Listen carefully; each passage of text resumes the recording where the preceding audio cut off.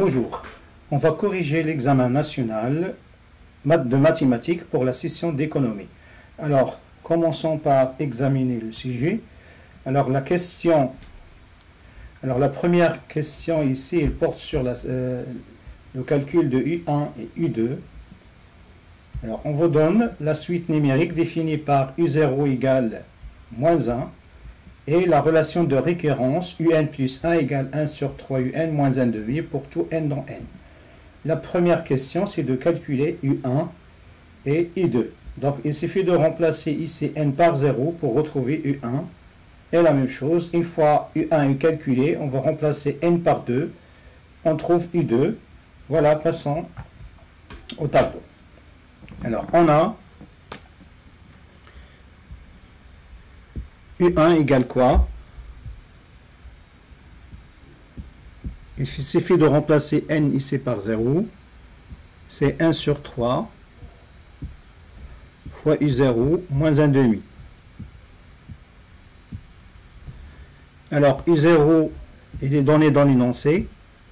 Donc, U0, c'est moins 1. Pardon, ici, c'est moins 1. Fois moins 1. Moins 1 demi. Donc, ça va donner quoi? Moins 1 sur 3. Moins 1 sur 2. Donc, finalement, on trouve quoi? C'est moins 2, moins 3, le tout divisé par 6, 3 fois 2. Donc, ça fait moins 5 sur 6. Maintenant, U2, il suffit de remplacer ici N par 1. Donc, ça donne U2 égale 1 sur 3 U1 moins 1 sur 2. Alors, on remplace U1 par sa valeur. Donc, ça donne moins 5 sur 6 moins 1 demi. Donc, ça fait moins 5 sur 18. Moins 1 demi, on peut l'écrire moins 9 sur 18. Donc finalement, U2 égale moins 14 sur 18. Voilà, c'est ça la valeur de U2. Maintenant, on va passer à la question suivante. Dans la question 2, on vous demande de montrer par récurrence que pour tout N dans N, on a UN est strictement inférieur à 3 sur 4. Alors, passons au tableau.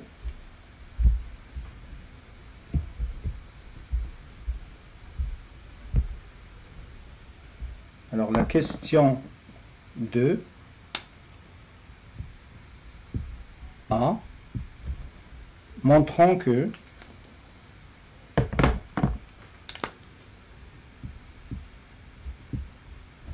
quel que soit N appartenant à N,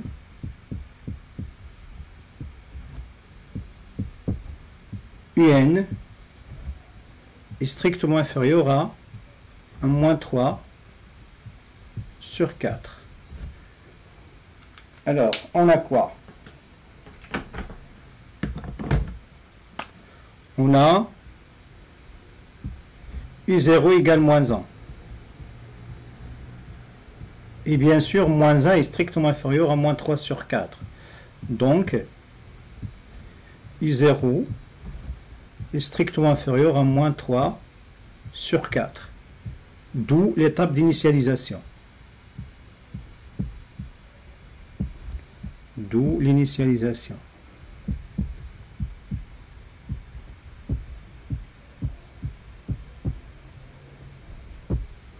Maintenant, on va passer à l'étape d'hérédité. Donc, on va prendre soit N appartenant à N, supposons que UN est strictement inférieur à moins 3 sur 4 et montrant que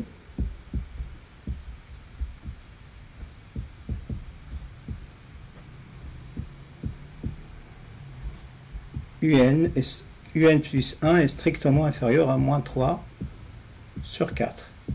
Alors, commençons le raisonnement. On a UN est strictement inférieur à moins 3 sur 4. Alors, pour arriver à UN plus 1, il faut multiplier par 1 sur 3. Donc, UN 1 sur 3 fois UN est strictement inférieur à moins 3 sur 4 fois 1 sur 3. Donc, il reste moins 1 sur 4 après simplification par 3. Normalement, ici, c'est moins 3 sur 4 multiplié par 1 sur 3. On simplifie par 1 sur 3, elle reste moins 1 sur 4. Et après, on va retrancher moins 1 demi. Donc 1 sur 3, UN, moins 1 demi. Donc, c'est moins 1 sur 4, moins 1 sur 2. Donc, ça c'est quoi? C'est UN plus 1. Mais ici, normalement, ici il faut multiplier par 2. Donc, c'est moins 2 ici. Moins 1, moins 2, ça fait moins 3 sur 4. D'où, d'après le principe de récurrence,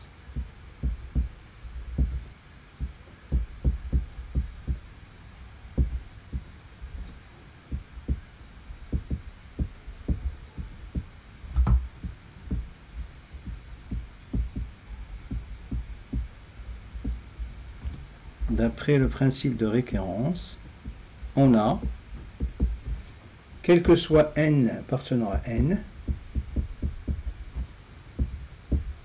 UN est strictement inférieur à moins 3 sur 4.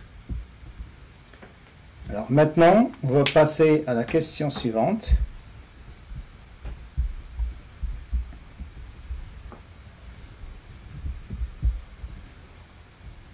Alors, dans la question suivante, on vous demande de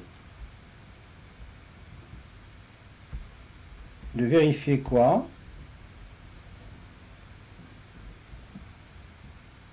Alors, de vérifier que, alors ça je crois normalement il y a un problème de notation, ça je crois c'est 3A, je ne sais pas, mais il y a une question qui dit, on vous demande de montrer que UN plus 1 moins UN moins 2 sur 3 égale cette quantité. Alors, vous connaissez déjà, si normalement vous cherchez à comparer deux nombres, normalement, nous, dans la question suivante, la question B, on cherche à montrer que la suite UN est croissante. Mais pour montrer que la suite UN est croissante, il faut calculer la différence UN plus 1 moins UN. Donc, pourquoi calculer la différence? C'est pour juste comparer UN plus 1 avec UN. Maintenant, on va passer à la rédaction. Alors, la question c'est A. Montrons que, quel que soit n appartenant à n, UN plus 1 moins UN, c'est égal à moins 2 sur 3, facteur 2, UN plus 3 sur 4. Alors, on a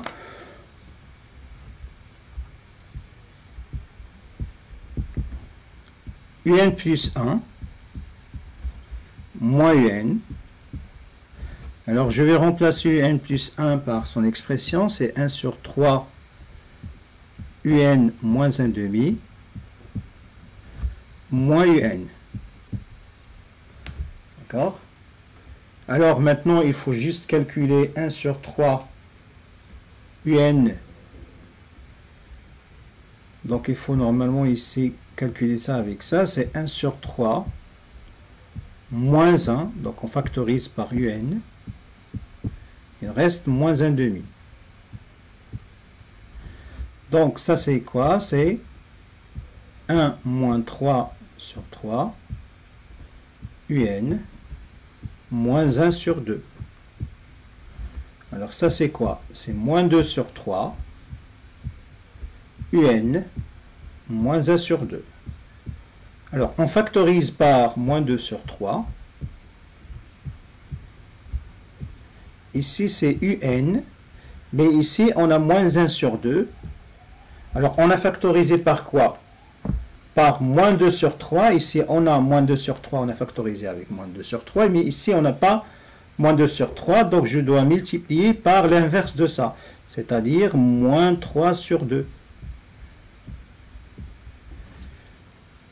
Alors, ça fait combien? C'est moins 2 sur 3, facteur de quoi? Un, mais ici, il faut faire attention, moins 1 avec moins 1, ça donne plus. 1 fois 3, ça fait 3, mais 2 fois 2, ça fait 4. Ce qu'il fallait démontrer. Puisque normalement, ici, on a moins 2 sur 3 plus 3 sur 4. Alors, maintenant, on va passer à la question suivante. Donc, on déduire que, donc la question B, on déduire que la suite UN est une suite croissante.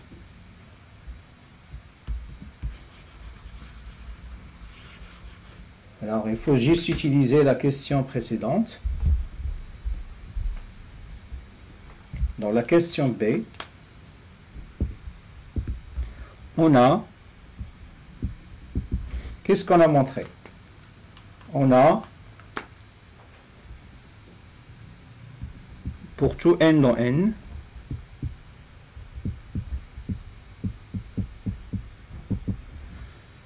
un plus 1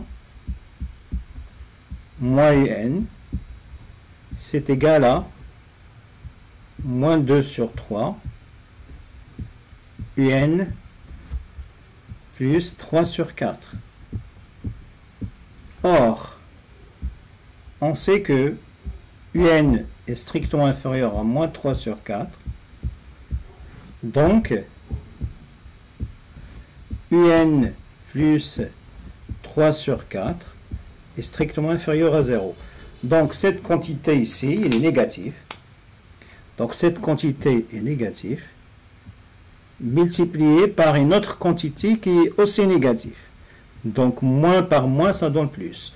Donc, conclusion, un plus 1 moins un est positif. Donc, comme cette différence est positive, d'où la suite un elle est croissante. D'où un est une suite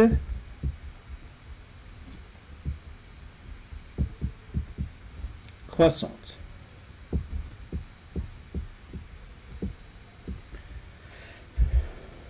Alors maintenant, on va passer à la question suivante. Alors la question suivante, on vous demande quoi? Donc on vous donne une suite auxiliaire, normalement c'est une question classique. On va montrer qu'il s'agit d'une suite géométrique. On va trouver l'expression de Vn en fonction de n. Et puis on va calculer Vn en fonction de n. Et après on va déterminer Un en fonction de n. Et puis calculer la limite. Ce sont des questions classiques de bac. Maintenant on va passer à la question. Ici on pose quoi? On pose Vn égale Un plus 1 sur 4. On vous demande de calculer I0. Donc 4A, donc c'est calculer I0. Donc le Vn c'est quoi? Vn c'est Un plus 3 sur 4. D'accord? On vous demande dans la question 4A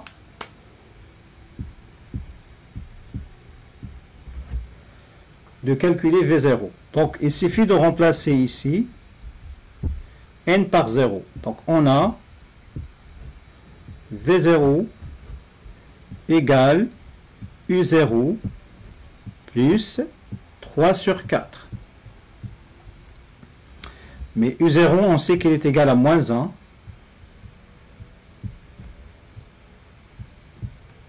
Donc ça fait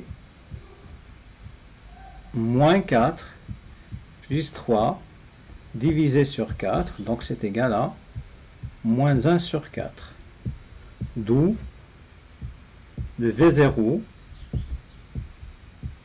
égale moins 1 sur 4. Voilà, c'est ça la valeur de V0. Maintenant, la question suivante.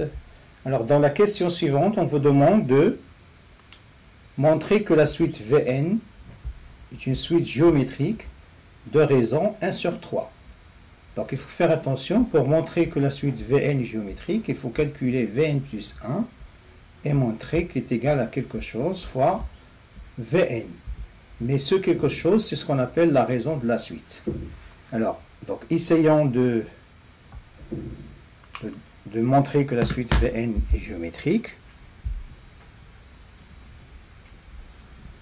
Alors, on a la question B.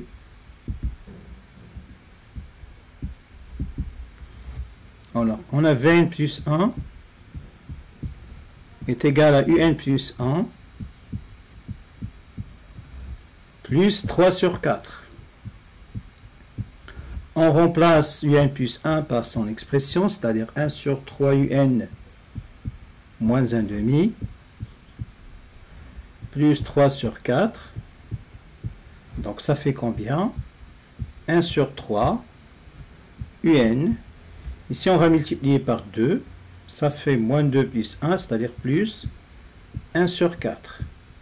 On factorise par 1 sur 3 fois Un.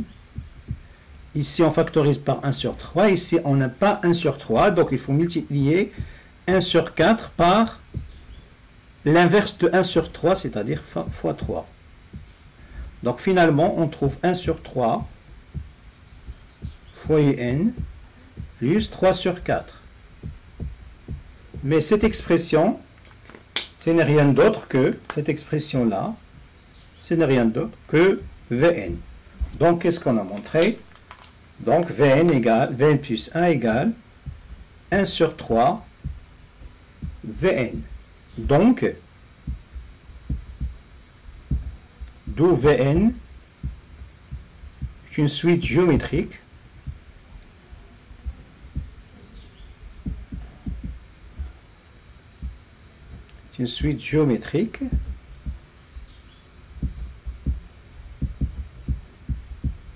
de raison Q égale 1 sur 3. Et bien sûr, de premier terme, V0 qu'on a déjà calculé. Alors, on passe maintenant à la question suivante.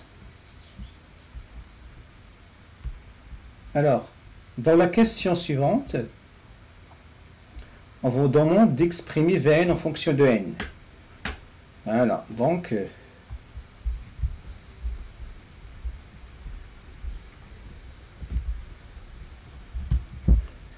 alors, pour la question C, Vn en fonction de n.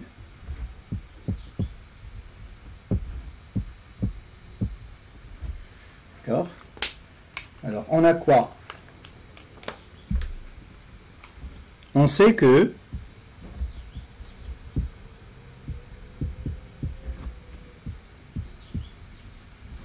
Vn égale V0 fois Q à la puissance n. Or, V0, on a montré que c'est égal à quoi? Alors, on a montré que V0, c'était moins 1 sur 4. Et la raison Q était 1 sur 3. Donc, Vn est égal à moins 1 sur 4 fois 1 sur 3, le tout à la puissance n. Alors la question suivante, on vous demande quoi? On vous demande de en déduire cette expression, c'est-à-dire l'expression de un en fonction de n. Alors, qu'est-ce qu'on a? Pour la question D, on a quoi? On a, donc on va écrire la relation entre Vn et Un. On a Vn égale Un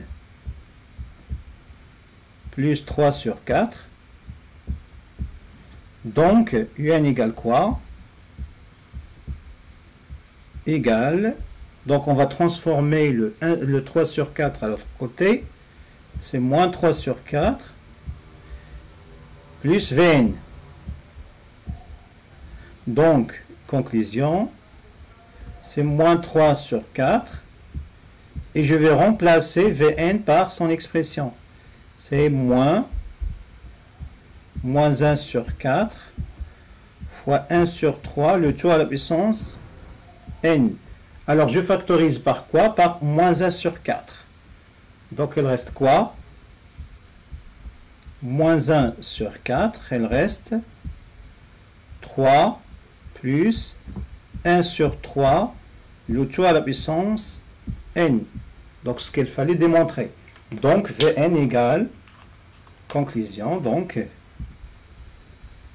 Vn égale moins 1 sur 4, facteur de 3, je peux permettre c'est de la somme, donc c'est 1 sur 3 à la puissance n, plus 3. Voilà, c'est ça la formule demandée. Maintenant, on va passer à la dernière question.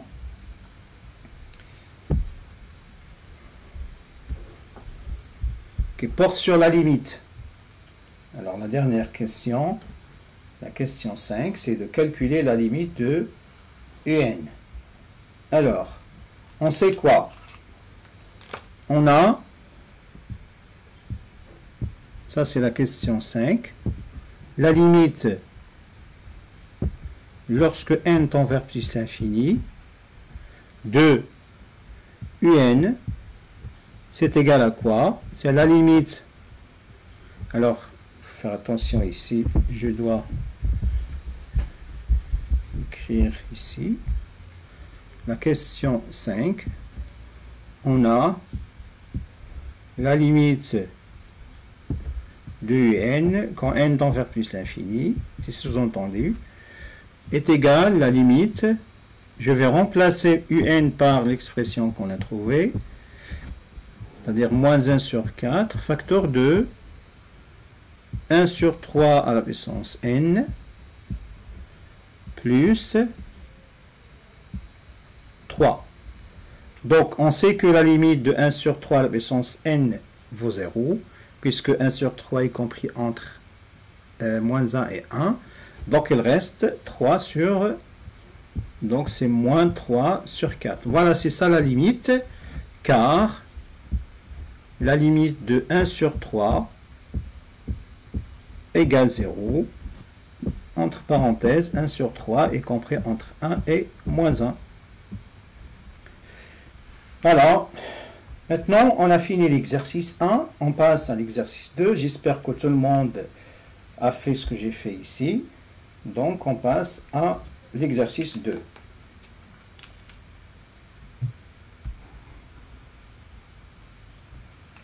Alors, dans l'exercice 2, on considère la suite définie par g de x égale 1 moins 1 sur x carré plus ln de x. La question ici, c'est de montrer que la limite de g de x lorsque x tend vers 0 plus, donc égale, calculer les deux limites. La limite de g de x en plus l'infini et en 0. Alors, g de x, c'est quoi? C'est g de x, c'est égal à 1 moins 1 sur x carré plus ln de x. Alors, la question 1, c'est calculons la limite de g de x en 0 plus et la limite de g de x en plus infini. Alors, ce sont des applications d'ellipse des limites usuelles. Alors, on a la limite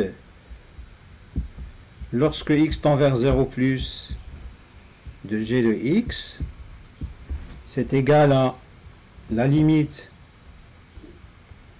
lorsque x tend vers 0 plus 1 moins 1 sur x carré plus ln de x. Alors il faut faire attention ici. Lorsque x tend vers 0 plus, cette quantité a pour limite combien?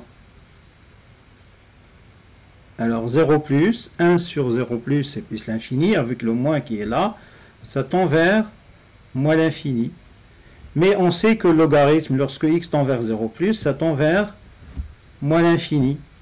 Moins l'infini plus moins l'infini, ça donne moins l'infini. Donc on va écrire directement, ceci c'est moins l'infini,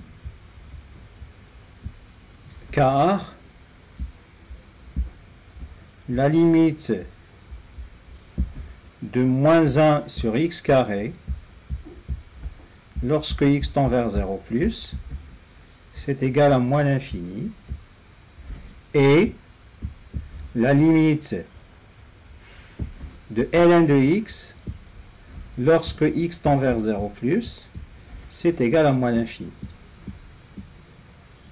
Maintenant, la limite de g de x, lorsque x tend vers plus l'infini.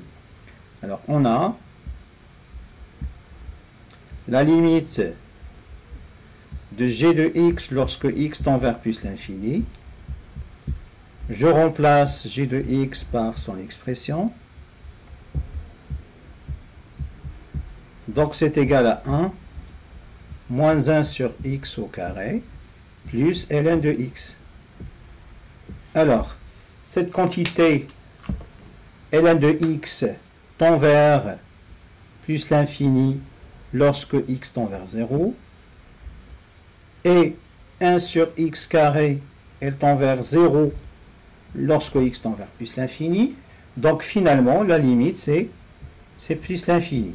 Pourquoi? Donc ce que normalement, ce que j'ai entouré ici, il faut écrire. Donc car la limite de 1 sur x carré, lorsque x tend vers plus infini, c'est égal à 0.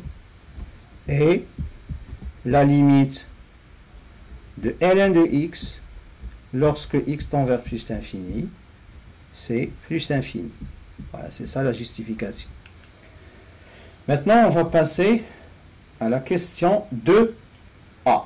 La question 2a, on vous montre de montrer que la dérivée de f, c'est égal à, la dérivée de g, pardon, c'est égal à 1 sur x plus 2 sur x à la puissance 3. Donc, on passe maintenant à la rédaction.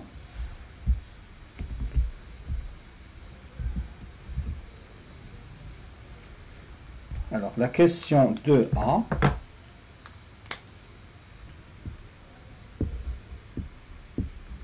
Montrons que, quel que soit x strictement positif, g' de x, c'est égal à 1 sur x plus 2 sur x à la puissance 3. Donc, ici, c'est normalement la fonction, on vous demande de calculer la dérivée sur l'intervalle 0 plus l'infini.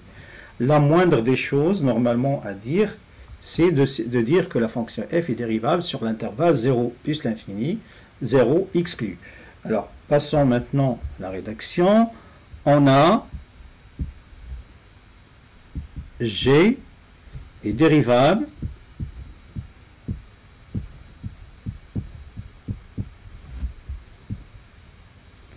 sur 0 plus l'infini. Donc il vaut mieux d'écrire ça, mais si vous n'avez pas écrit ça, pas de problème. Alors, et pour tout x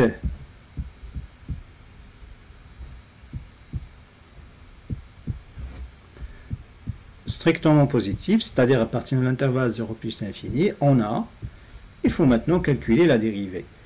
G' de x égale, ça c'est 1, moins 1 sur x carré, plus ln de x.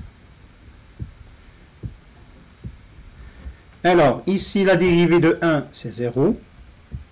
Mais la dérivée de moins 1 sur x, on va appliquer la formule suivante. Alors, si on a 1 sur une fonction u de x,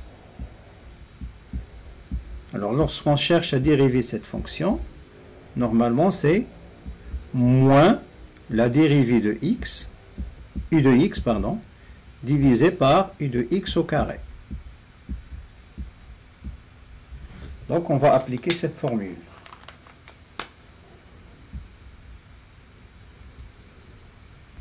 Alors, si on prend 1 sur x carré, par exemple, 1 sur x carré, normalement, la dérivée, c'est quoi? U de x, c'est x carré.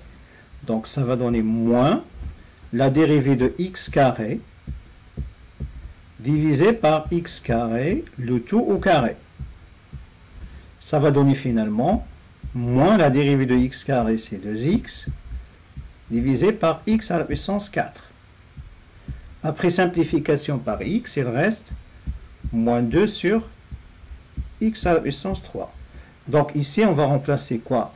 Moins, ici il y a un moins 2x, divisé par x à la puissance 4. Plus la dérivée de ln de x, c'est 1 sur x. Donc finalement, elle reste quoi? Elle reste 1 sur x, le 1 sur x qui est là, plus, moins avec moins ça donne plus, donc plus 2 sur x à la puissance 3. Voilà, c'est ça l'expression de la dérivée. Donc finalement, on va écrire quoi? Donc il vaut mieux d'écrire la conclusion, d'où quel que soit x strictement positif, g' de x, c'est égal à 1 sur x, plus 2 sur x à la puissance 3. Alors maintenant, on va passer à la question suivante. Alors, donnez le signe de g' de x sur l'intervalle 0 plus l'infini. Alors, c'est une question qui est apparemment facile, pas de problème. On va écrire quoi pour la question 1b, 2b, pardon. Alors, on a, quel que soit x strictement positif, g' de x égale ça. Or, pour x appartenant à l'intervalle 0 plus infini, c'est-à-dire x strictement positif, on a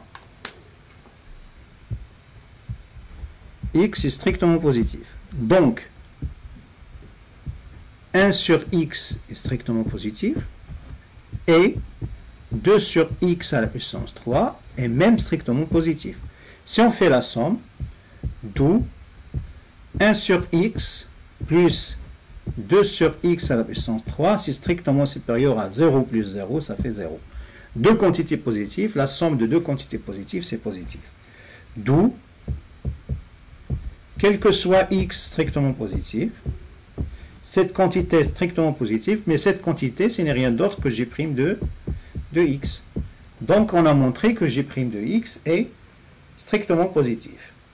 Alors, on passe à la question suivante.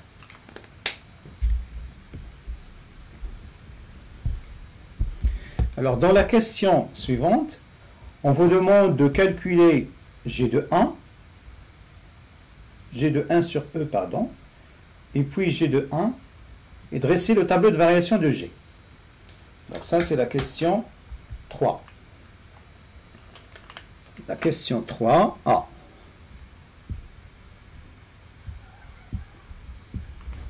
D'accord, on a g de 1 sur e. On remplace 1 moins 1 sur e au carré plus ln de 1 sur E. Donc on sait que ln de 1 sur A, c'est moins ln de A. Bien sûr, si A est positif. E il est positif ici, pas de problème. Donc c'est 1 moins, ça c'est 1 sur E au carré, donc c'est moins E au carré, plus, moins, pardon, ln de E. Mais on sait que ln de E c'est 1, donc il reste 1 moins E au carré, moins 1. Donc finalement, c'est moins E au carré. C'est ça le résultat du calcul de G de 1 sur E. Maintenant, on va calculer G de 1. G de 1, c'est égal à 1 moins 1 sur 1 au carré plus ln de 1. Donc, c'est 1 moins 1, mais on sait que ln de 1, c'est 0, donc finalement, elle reste 0. Alors, elle reste maintenant à dresser le tableau de variation de la fonction g. On sait que la fonction g, elle est comment? On a montré que la fonction g, elle est négative, strictement négative.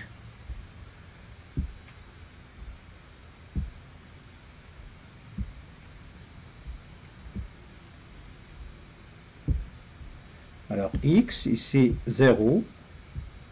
La fonction n'est pas définie à droite en 0. Alors, g' de x, il ne s'annule pas. On a montré qu'elle est strictement positive. Donc, g, la fonction g, elle est strictement croissante.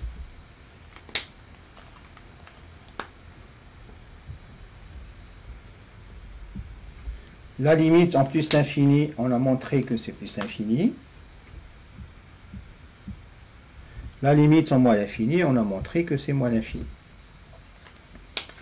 Alors, la question, à partir de tableau de variation, donc on passe à la question suivante. Alors, à partir de tableau de variation de la fonction g, on vous demande quoi? De donner le signe de g sur l'intervalle 0, 1 et sur l'intervalle 1 plus l'infini. D'accord. Alors, il faut faire attention. Ici, on a donné quoi? On a donné 1 sur, on a donné l'image de 1. Ici, on a montré que c'est égal à 0. Donc, l'image de 1, c'est 0. Donc, évidemment, la fonction est négative entre 0 et 1 et positive. Donc, ici, c'est négatif, négatif, négatif, négatif, et après le 0, il devient positif. Hein, ou bien, donc normalement, vous pouvez imaginer le graphe de f. Ici, avant le 1, la courbe il est en dessous de l'axe des abscisses, et après, il est au-dessus de l'axe des abscisses. Mais on va raisonner en utilisant un calcul algébrique. Donc, on va prendre un x positif dans l'intervalle 0 plus infini. Alors, on va voir le signe sur l'intervalle 0 plus infini. Si x appartient à l'intervalle 0, 1, pardon, on va voir le signe sur l'intervalle 0, 1. Alors, si x est là, automatiquement, x inférieur ou égal à 1. Mais la fonction, elle est croissante. Alors, si on introduit la fonction g, donc le sens de l'inégalité reste inchangé. Ici, il faut écrire car g est croissante.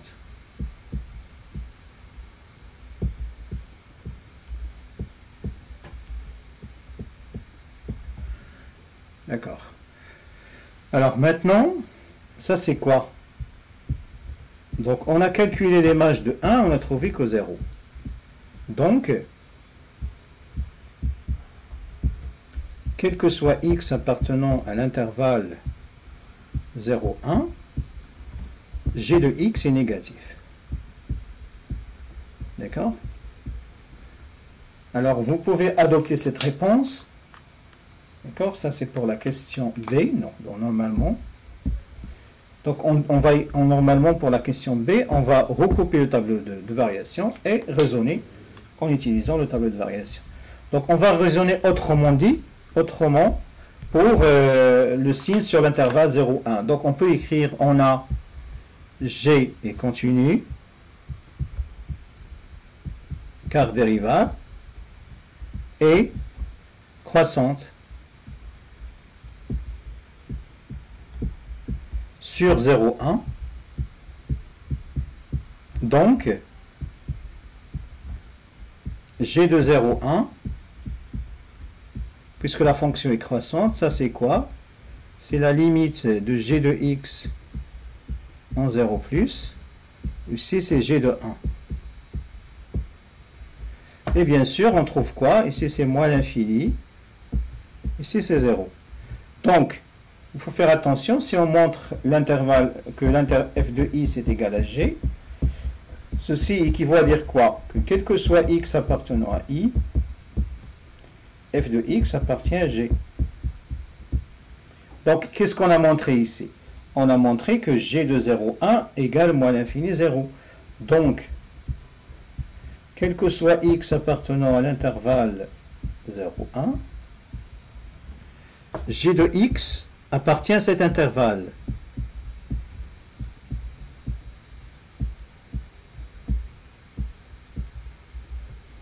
Donc, autrement dit, g de x est négatif. D'accord?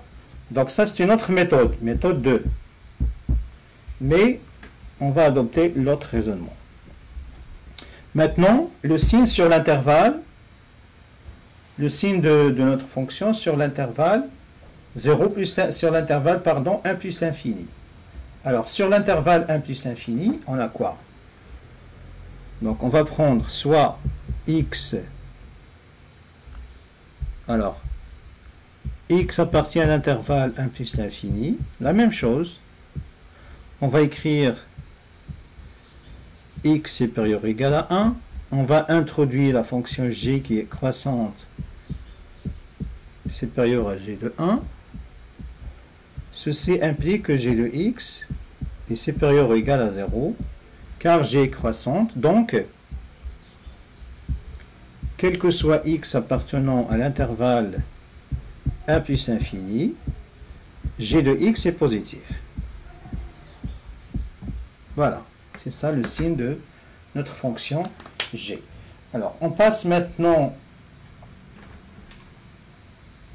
à la dernière question. À l'aide de tableau de variation, résoudre cette équation. Alors,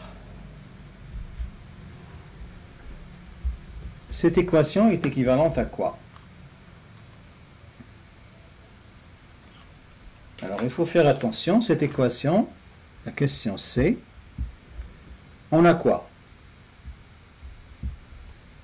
1 plus e au carré plus ln de x est supérieur ou égal à 1 sur x carré. Donc, je dois montrer le tableau. Donc, on a ceci, il est équivalent à quoi? Alors, il faut faire attention. Je transforme le 1 sur x ici, je transforme le e au carré à l'autre côté. Donc, je trouve 1 moins 1 sur x carré plus ln de x supérieur ou égal à moins e au carré. Mais il faut faire attention. Ça, c'est quoi? C'est g de x supérieur ou égal, qu'est-ce qu'on a montré? C'est g de 1 sur e. On a calculé 1 sur e et on a montré que c'est moins e au carré. Donc, le fait que la fonction g est croissante et continue, donc on va écrire que x est supérieur ou égal à 1 sur e. Donc, l'ensemble des solutions de notre équation, c'est 1 sur e plus l'infini. Donc, il faut faire attention. Si la fonction g était décroissante, il faut inverser l'ordre ici. Donc, l'ordre reste inchangé, car la fonction est croissante. Puisque le tableau de variation nous dit que la fonction est croissante sur 0 plus l'infini. Voilà, on a fini l'exercice numéro 2. Maintenant, on va passer à l'exercice numéro 3.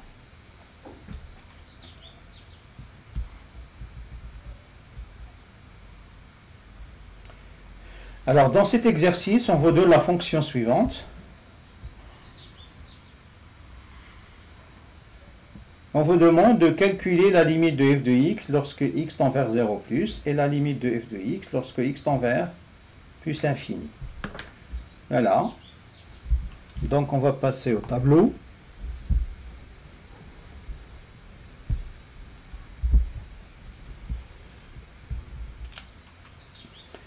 Alors, f de x égale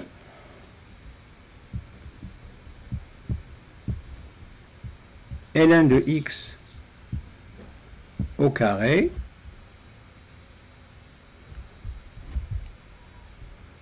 ln de x au carré moins ln de x.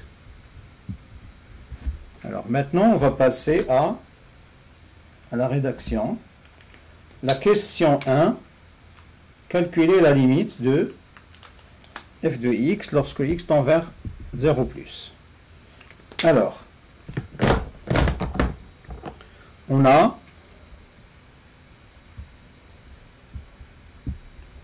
la limite de f de x lorsque x tend vers 0 plus, c'est égal à la limite lorsque x tend vers 0 plus, de quoi? De ln de x, le tout au carré. Il faut faire attention, mettre le carré ici ou bien le tout au carré, ça revient au même. Moins log de x. Alors ici, ça donne quoi? Log de x lorsque x tend vers 0 plus, c'est moins l'infini. Mais avec au carré, ça donne plus l'infini. Et si c'est moins l'infini, avec le moins qui est là, ça donne plus l'infini. Donc le résultat, c'est plus l'infini. Car la limite de ln de x lorsque x tend vers 0 plus, c'est égal à moins l'infini. Donc on va passer maintenant à la limite en plus l'infini. Alors la limite de f de x lorsque x tend vers plus l'infini, je remplace, c'est la limite lorsque x tend vers plus l'infini de ln de x au carré moins ln de x. Alors, cette limite ne se calcule pas directement. Donc, normalement, lorsqu'on remplace ici, lorsque x tend vers plus l'infini, ln de x c'est plus l'infini. ln de x au carré, c'est aussi plus l'infini, mais ici on a plus l'infini moins 1, c'est plus l'infini moins l'infini, donc il s'agit d'une forme indéterminée. Donc il faut normalement penser à factoriser par ln de x. C'est la limite de x lorsque x tend vers plus l'infini, de ln de x, facteur de ln de x moins 1. Alors, ln de x, c'est plus l'infini moins 1, c'est plus l'infini, multiplié par plus l'infini, ça donne plus l'infini. Donc, c'est plus l'infini, car la limite de ln de x, lorsque x tend vers plus l'infini, c'est égal à plus l'infini. Alors, maintenant, on va passer à la question 2a. Alors, dans la question 2a, on vous demande de calculer la limite, calculer la dérivée de notre fonction f. Alors, 2a, montrons que, quel que soit x strictement positif, f' de x, c'est égal à 1 sur x de ln de x moins 1. Alors ici, on va appliquer une propriété très importante. Si vous avez f de x égale u de x à la puissance n, et si on cherche à dériver cette fonction, alors f' de x, c'est quoi? Donc il faut descendre le n qui est là, c'est n, fois la dérivée de la fonction qui est à l'intérieur de la puissance, fois u de x, le tout à la puissance n-1. Donc si on a ici à la place de n, on a 2, donc il faut mettre ici 2. 2 moins 1, ça fait 1, donc c'est ça la dérivée d'une fonction qui s'écrit sous la forme u de x à la puissance 2. Alors je vais calculer directement la dérivée. La fonction f il est déjà dérivable sur 0 plus l'infini. On a f' de x, c'est égal à quoi? C'est ln de x au carré moins ln de x prime. Alors j'applique cette formule à log de x au carré, donc c'est 2 ln prime de x fois ln de x. Donc ce que joue le rôle de u de x, c'est ln de x. Donc ici, moins la dérivée de log de x, on sait que c'est 1 sur x. Donc finalement, c'est 2 fois la dérivée de log, c'est 1 sur x, fois ln de x, moins 1 sur x. Alors on factorise par 1 sur x, on factorise par cette quantité. Alors il reste quoi? Donc c'est 1 sur x, facteur de 2, ln de x, ici il y a moins 1. Ce qu'il fallait démontrer. Maintenant, on va passer à l'autre question. Alors, dans l'autre question, on vous demande de montrer que la dérivée est négative si x appartient à racine de e, 0 racine de e, et positive sur racine de e plus l'infini. D'accord? Donc maintenant, on va étudier le signe de la dérivée.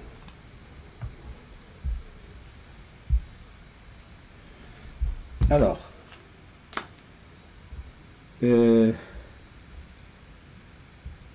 sur l'intervalle 0 racine de e, bien sûr, on a, alors, si x appartenant à l'intervalle 0e, alors x est positif et inférieur à racine de e. Donc, ln de x est inférieur à ln de racine de e. Mais on sait que vous avez une propriété qui dit que ln de racine de a, c'est 1 demi ln de a. Donc c'est une propriété que vous devez normalement connaître. Donc ça c'est quoi? Ln de x est inférieur ou égal à 1 demi ln de e. Donc ça, on va multiplier par 2, ça c'est 2 ln de x. Ici, il reste le 2 se simplifie avec le 2 qui est là, il reste ln de e qui est égal à 1.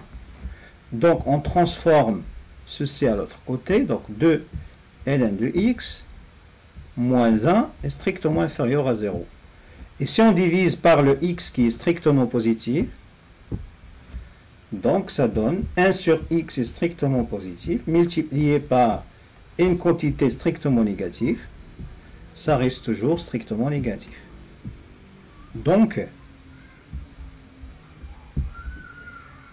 quel que soit donc f' de x est négatif pour x appartenant à 0 racine de e. Donc on peut mettre ici inférieur ou égal, puisque ici on a la racine de e est inclus.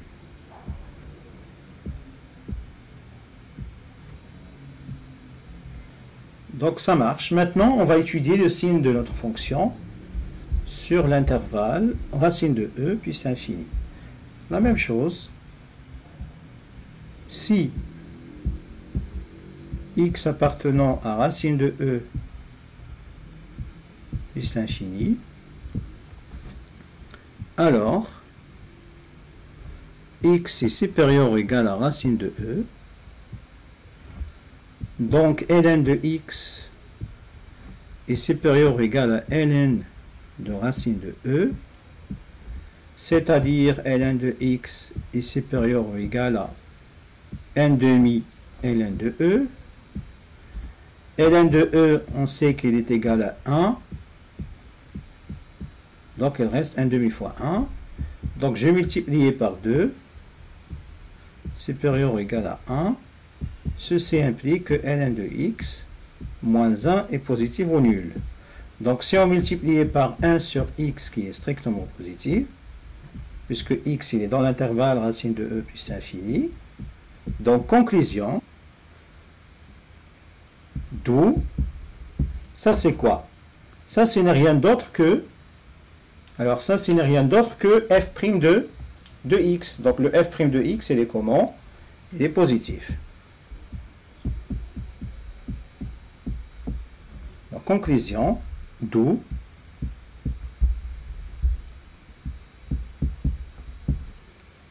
f' de x est positif si x appartenant à l'intervalle racine de e plus infini.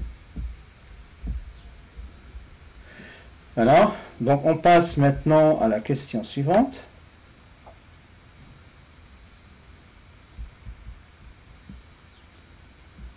Alors, la question suivante, on vous demande de calculer f de racine de e. F de e, puis dresser le tableau de signes de f. Alors, f de e, f de racine de e. Alors, la question C, bien sûr, 2C, on a f de racine de e, c'est égal à ln de racine de e, le tout au carré, moins ln de racine de e. Donc ça c'est quoi? Ça c'est 1 demi ln de e au carré, moins 1 demi ln de e. E, on sait qu'il est égal à 1, donc c'est 1 demi à la puissance 2, ça fait 1 sur 4, moins 1 sur 2. Donc finalement, on trouve moins 1 sur 4. C'est ça l'image de racine de e par f. Maintenant, f de e, c'est ln de e, le tout au carré, moins ln de e. Alors ça c'est 1 au carré, donc c'est 1 moins 1, ça fait 0. Alors on trace maintenant, on dresse le tableau de signes. Tableau de signes, donc voilà. X n'est pas défini en 0. F' de x, la dérivée elle est positive sur racine de e plus l'infini.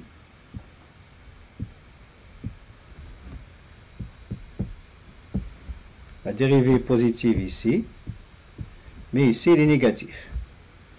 Donc, les variations de f, ici on va mettre quoi?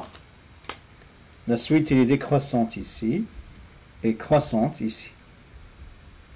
Alors, la limite en 0 plus, on a montré que c'est égal à donc c'est égal à plus infini. La limite en plus l'infini, c'était plus infini. L'image de racine de e, on a montré que c'est égal à moins 1 sur 4. Alors, maintenant, on a dressé le tableau de variation. On passe à la question 3a. À partir de tableau de variation de f, alors donner la valeur minimale. Donc je crois que ça c'est une question à partir de tableau de variation de f. Donc ça c'est a et ça c'est b, je crois. Alors donner la valeur minimale de f sur 0 plus l'infini. Alors à partir de tableau ici, on voit que la valeur minimale c'est 4. Donc on ne demande pas de justification. A, on a quel que soit x appartenant à l'intervalle 0 plus l'infini,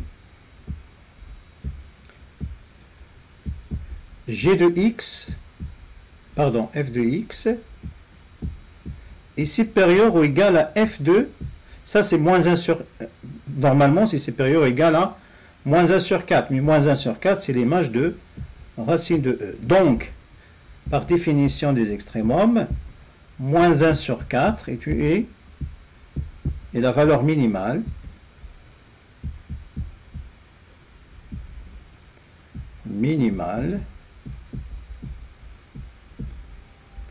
de f sur 0 plus l'infini. Alors maintenant, on va passer à la question B. Donc dans la question B, on vous demande de calculer l'image de cet intervalle par la fonction f. Alors, il faut faire attention, le e, il est là. Et on a montré que l'image de e, c'était 0. Alors, on a quoi?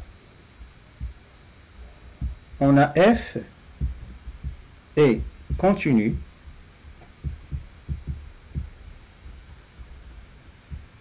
et croissante sur, il faut normalement, donc il faut citer deux choses, il faut faire attention, il faut citer le fait que la fonction f est continue et il faut citer la monotonie. Elle est continue et croissante sur l'intervalle racine de e. Donc, maintenant, si on cherche à calculer l'image de cet intervalle, racine de e, donc ça c'est quoi? Donc normalement c'est f de racine de e, f de e. Et à partir de table de variation, normalement c'est moins 1 sur 4, 0.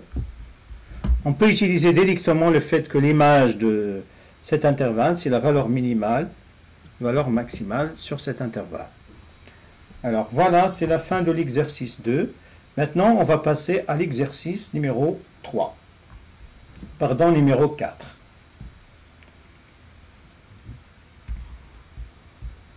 Alors, dans cet exercice, il contient des questions indépendantes.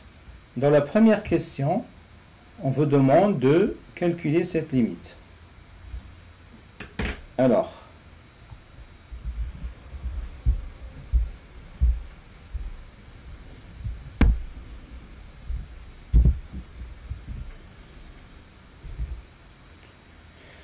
la question 1,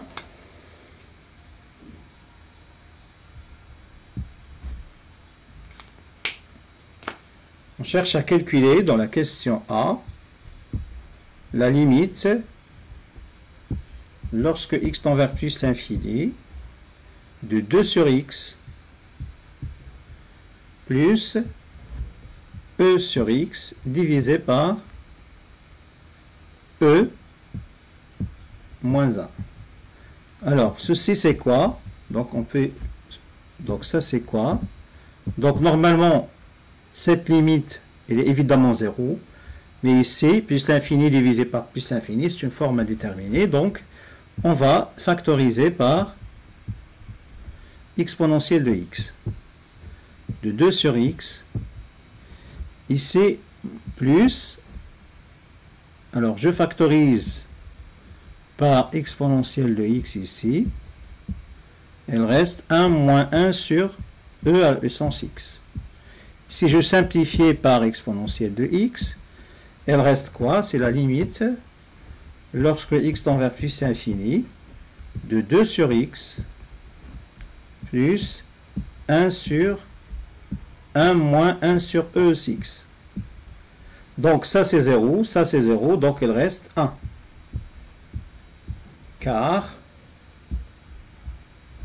la limite de 2 sur x en plus infini, c'est égal à la limite de 1 sur e à la puissance x en plus infini, c'est égal à 0. Alors maintenant, on va passer à la limite suivante. La limite suivante, donc c'est la même chose, Et sauf ici, on a 2x.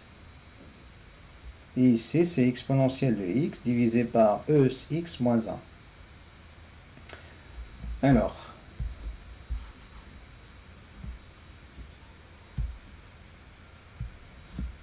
Alors la limite de ça c'est moins l'infini. Elle tend vers moins l'infini. Mais cette quantité, elle tend vers moins l'infini. Ça, c'est tend vers 0. Et ça tend vers 0. Donc ici, j'ai un 0. 0 sur 0 moins 1, c'est 0. Ici, moins l'infini. Donc cette limite se calcule directement. Donc il suffit d'écrire ici, ça c'est moins l'infini, comme ça. On vous demande de calculer la limite lorsque x tend vers 0 plus. Alors ici, c'est x moins 1 divisé par x carré. Alors si on remplace par 0, e à la puissance 0, ça fait 1. Donc ça fait 0 sur 0. Donc il s'agit d'une forme indéterminée. Alors, ici vous avez une limite usuelle que vous avez utilisée rarement. C'est la limite usuelle, cette quantité. Alors, si normalement vous ne connaissez pas cette limite, donc en 0 en général, c'est 1. Donc si vous ne savez pas cette limite, donc vous n'avez pas à résoudre cette limite. Donc ici on va écrire quoi? Ça c'est la limite lorsque x tend vers 0 plus de 1 sur x multiplié par exponentielle de x moins 1 sur x. C'est égal à quoi? Alors, cette limite, elle tend vers quoi? Elle tend vers 0. Pardon. Elle tend vers plus l'infini, puisque si vous avez 1 sur 0 plus. Et cette quantité, il tend vers 1. Donc, finalement, 1 fois plus l'infini, ça fait plus l'infini. Donc, on doit écrire plus l'infini. Et bien sûr, il faut écrire les justifications correctement. Donc, c'est plus l'infini. Et pourquoi? La justification, car la limite de l'exponentielle de x moins 1 sur x lorsque x tend vers 0 plus, c'est 1. Et la limite de 1 sur x en 0 plus, c'est plus l'infini. Voilà, maintenant, on va passer... Donc, on va passer à la question 2. Dans la question 2, on vous demande de résoudre cette équation. Donc, il s'agit d'une équation de second degré. Donc, il faut utiliser le discriminant. Donc, on a delta égale b au carré, 1 au carré, moins 4ac, moins 4 fois 1 fois moins 2. Donc, ça fait 9. D'où t égale moins b, c'est-à-dire moins 1 plus racine de delta qui est égale à 3. Plus 3 sur 2 fois 1, c'est-à-dire 2, ou est égal à combien? 1, ou t égale moins 1 moins 3 divisé par 2 qui est égal à moins 4, c'est moins 2. Donc l'ensemble des solutions de cette équation, c'est 1 et moins 2. Maintenant, on va passer à la résolution de l'équation dans la question B. Alors ici, e à la puissance 2x plus ex moins 2, donc égale 0. Cette équation, si on pose t égale exponentielle de x, ceci, ça va donner t au carré plus t moins 2 égale 0. Puisque normalement, t au carré, c'est ex de tout au carré, c'est e à la puissance 2x. Donc ça, c'est t au carré, et ça, c'est t, on a moins 2. Alors, ça va donner quoi? Ça va donner que t égale ex, mais on a déjà résolu cette équation. Donc, t égale 1 ou t égale moins 2. Donc, finalement, on remplace t par son expression, ex égale 1 ou ex égale moins 2. Mais il faut faire attention, cette équation est impossible. Impossible, pourquoi? Car l'exponentielle, c'est strictement positive. Car exponentielle de x, c'est strictement positif, quel que soit x. Donc, ici, on va continuer la résolution. Ex égale 1, x égale log de 1, donc x égale 0. Donc, l'ensemble des solutions de cette équation, c'est 0. Alors, on va passer maintenant à la dernière question. Alors la dernière question, donnez une primitive grand H de la fonction petit h donnée ici sur 0 plus l'infini. Alors on a quoi? Alors il faut faire attention. Normalement, ici, si vous faites attention à la dérivée, vous avez ln de x au carré. On a déjà dérivé cette expression. On a montré quoi? On a montré que ça c'est 2 ln de x sur x. Donc une primitive de cette quantité, c'est celle-là. Alors si vous n'avez pas remarqué aussi, donc on va utiliser ici normalement une formule que vous connaissez. Une primitive d'une fonction qui s'écrit sous cette forme, avec bien sûr n différent de moins 1. Une primitive de cette expression, c'est 1 sur n plus 1, u de x à la puissance n plus 1. Donc nous, il faut faire attention, notre fonction petit h, donc ça c'est exponentielle de x plus, alors 2 fois ln prime, puisque normalement ln prime c'est 1 sur x, ln de x. Donc on a décomposé cette expression comme ça, on a écrit 2, 1 sur x fois ln de x. Ça c'est ln prime de x. Voilà. On va appliquer cette formule avec n égale 1. On applique cette formule avec n égale 1. Alors on sait qu'une primitive de l'exponentielle c'est elle-même. Donc une primitive de petit h sur 0 plus infini est donnée par grand H de x est égal à exponentielle de x, c'est-à-dire elle-même, plus 2 fois le 2 qui est là. Le 2, on l'a laissé tranquille, donc le 2, on la laisse. Et ici, on va chercher une primitive de cette fonction en utilisant cette formule. Donc c'est 1 sur 1 plus 1, ça fait 2.